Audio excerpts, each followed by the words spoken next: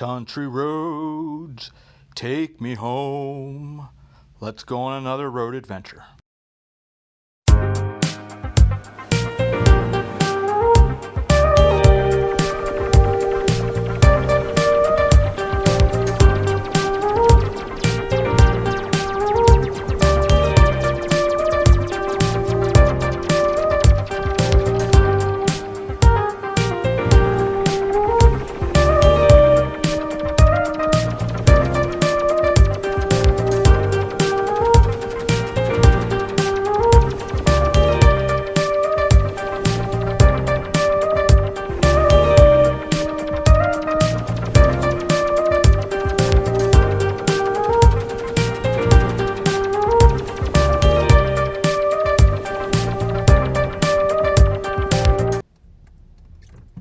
Hey everybody, so we are going, it's a little bit of an exploratory trip, but I figured I'd take you guys along.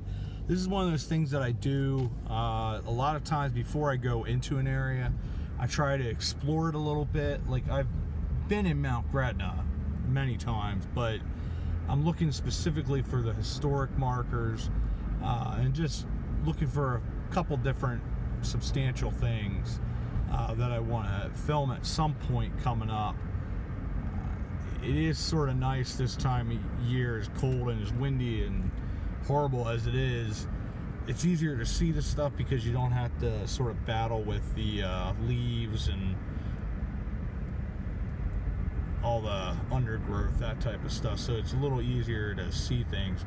To our right here, I will say of note, is the old Cornwall and Lebanon Railroad, because Mount Gretna was actually the creation of Robert Habersham Coleman for that. It was sort of that getaway spot, and the Cornwall Railroad is also originally started out as the North Lebanon Railroad. That one wound out being Penryn Place or something like that, was sort of their holiday destination, sort of where the railroads went last.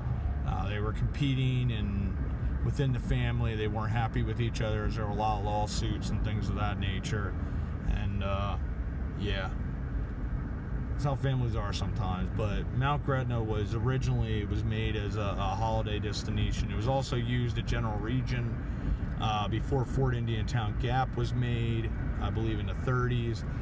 The National Guard would operate out of the Mount Gretna region, I think between Mount Gretna and Lawn, because they used to, especially like during World War I believe, if I'm remembering correctly, the old Route 322 used to go through Miners Village in Cornwall, and they used to march troops down through there, and it was quite an event, because they'd march them down to get on the railroad to take them out to the East Coast, to New York or Philadelphia, to wind out making the voyage across the Atlantic in that World War I period. But they have a couple things to note out here that are pretty neat. One of which being Governor Dick Mountain, that was actually named after a escaped slave who made his home doing collier work, much like Joseph Johns, out right around that mountain. He did that. Oops, slow down here a little bit. It goes down to 30 real quick. But anyways, a lot of really cool historic places. This was originally the Mount Gretna roller rink, is right over there. It's one of the oldest still operating roller rinks, I think in the United States. Pretty cool, actually. And you have the Jigger Shop right up here on the left, but I can't pronounce it off the top of my head, but there's a specific village, historic village, that they have a historic marker for. I'm just not sure where they are, and I as much as I've gone through this area, I just don't remember any of those signs. Usually they have them right along the main thoroughfare, so it makes sense to come through here, but also sometimes, if they can, they have them right on location, just because of the significance of the place. I don't plan on filming in any of these things today. This is just, like I said, there's the Jigger Shop. Okay, I was wrong. There's a lot of really cool buildings out here, but it was used as a meeting place. I think it was for the Brethren. Maybe it was a different one. I'll have to change it. But they had this lake is man-made. This is one of the big things for here that people came out here that made it the tourist sort of day trip type vacation spot. But I think what we'll do is, if we don't see anything along the main thoroughfare here, we will actually drive up into Mount Gretna itself. It's very much too, they have the Mount Gretna Playhouse. Here's another really unique feature. It's other than the Bucks County Playhouse, is one of the most prestigious summer playhouses in the United States, really. I mean, they're just really extraordinary places. But probably find a place to turn around and come back, just because I'd like to see. I bet you those signs are up in the village itself, because I'm not seeing anything, to be honest. And I would like to see where exactly they are. I do have an app that sort of follows that, so I'll have to look at that, and then if we don't find them on this little trip. But I just wanted to give you an idea as well, sort of how I film, how I make the decisions on what I'm going to film, where I'm going to film, and all those things. There you can get a better view of the lake there through the trees. But sometimes, you know, I like to just go, and I like to go and find stuff. I always loved to drive when I was, you know, a teenager and going into young adulthood. Gas was a lot cheaper then too, but it was always one of those things that I enjoyed doing, and just sort of discovering all kinds of neat places and things and that type of stuff. And because it starts with a C, it's like Chumataca. It almost sounds Native American, but and it probably is Native American, but it was a town that they built all these different homes, and it's primarily people live in them, you know, coming in the spring through into summer. And I think there is some permanent residences here, but that's how it used to be, because, you know, nothing, you know, in winter there was no proper heating and stuff like that, so it was sort of hard to live in these places around that period of time in the 1800s. But yeah, I don't know exactly where these signs would be, but they're just unique houses, just really pretty. A lot of arts and crafts style, so it makes it a really unique place to visit and just see and enjoy the architecture. There's also another thing that they have as well here, where it's like where they have, it's not the theater, but it's another building that you can go to, and, you know, they have open air concerts. It has like a roof over and stuff like that, but just you just can't help but enjoy the architecture. Is phenomenal. Like, I haven't ever really driven up in here. I know my friend Josh used to do, he had a construction company, and he used to do a lot of stuff here, and he said the worst part was having it, because they don't have basements, they just sort of have that under area, and he said it used to get like really, everybody's favorite word, moist and gross. And I'm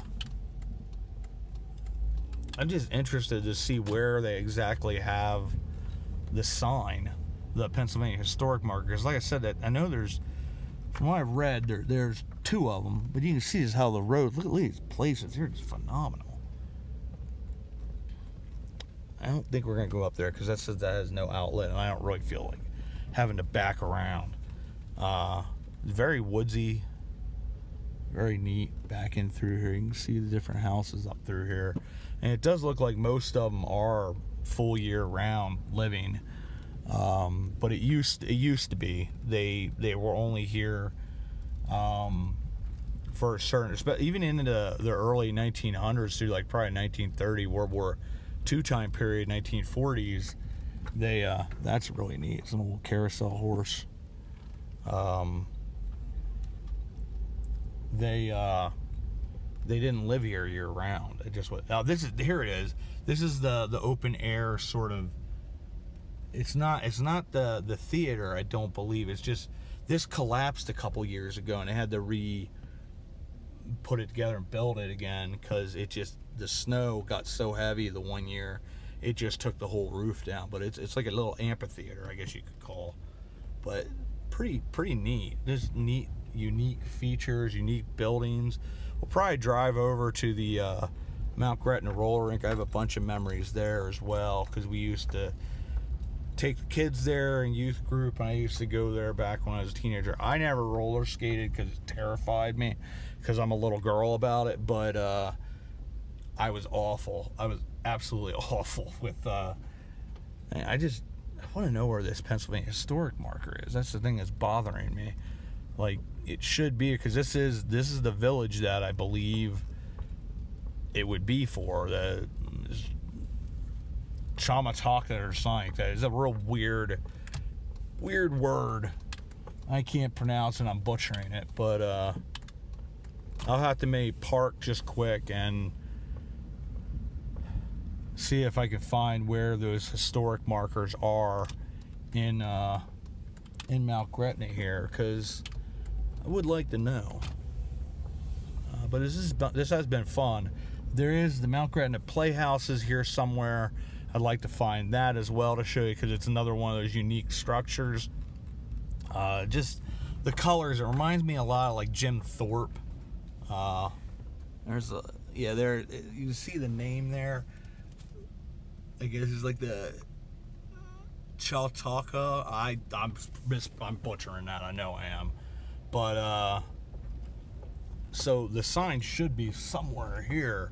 I'm just missing it completely. But yeah, the colors remind me a lot of like Jim Thorpe. They have sort of the Victorian era colors. Are just really, really neat. Oh, there it is. All right, so I found the Pennsylvania, whatever it is, a Choctaw thing.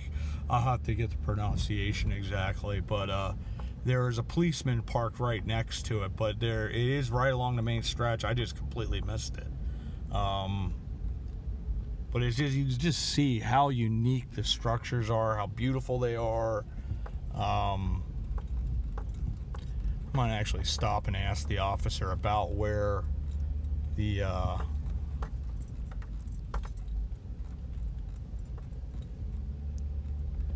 let's just go up here at the top. We can look down through. We'll have to turn around at some point, but you can just see they just sort of ride the ridges of the side of the mountain. That's just, to me, it's so neat.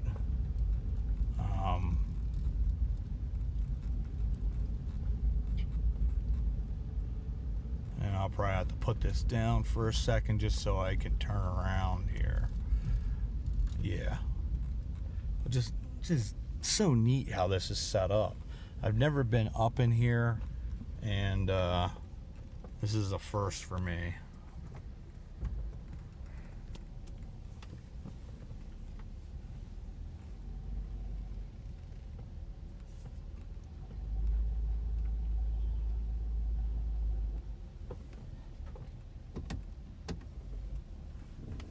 Oh, multitasking.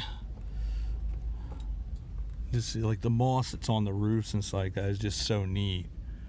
It really is just such a unique perspective. Just a neat. These towns like this are just phenomenal. I love, like I said, so many of these. It's arts and crafts, because I think that's right around the time period when the town was started, and it was basically summer housing for the different events they would have here at that time, and eventually over time they just became, something that is a neat place there. Look at the balconies and stuff like that. It's just phenomenal. Quite expensive to live here, though, I think. Yeah, it's, which is understandable considering the architecture and just the beauty of the community, and such a historic and unique community as well. But I just sort of like to find the Mount Gretna Playhouse. It's just like that little structure there, just with all the moss on it. It's like, it's just so neat. So I am realizing this is the Mount Gretna Playhouse here that we went by. It's the open air sort of amphitheater and stuff like that. So this is actually the Mount Gretna Playhouse. That's what collapsed. It's the same thing as that. I just got somewhat confused by where I was and all that. But yeah, that's pretty neat actually. It's just one of those unique summer playhouses. Yeah. So I want to say thanks for coming along on this adventure. I think actually, you know what, we're going to continue, but I'm going to turn it off, and then when we get to the Mount Gretna roller rink, I will stop there. But yeah, these places are just, wow. They're just so neat. So unique, the architecture stuff. I love architecture, so going through a place like this, you're just sort of in awe of what you're seeing. And like I said, it's one of those things that I've never really driven around in this actual village. Like I said, pronunciation, I know I butchered it, but I did my best. But it has that look like it would be a Native American, but I think it might actually have something else as the meaning, but I'm not sure. But when I do a video on that historic marker, I will get the pronunciation right, and then go through and sort of explain everything when it was made, the reasoning behind it, and all that good stuff. Alright, so this is where we will end. This is the Mount Gretna roller rink. Originally, I believe it was like a concert hall or something, so it had other uses. It didn't become this roller rink until I think around 1931, 1932. They just had new people that took it over, and are big roller rink fans and have made the efforts to sort of recreate everything and keep it going. How active it is right now, I really honestly don't know, but yeah, September through May in the afternoon and then the evenings year round. Friday and Saturday, 7:30 to 10:30. Family night is the first and third Thursday of every single month, and then they have the afternoon of September through May.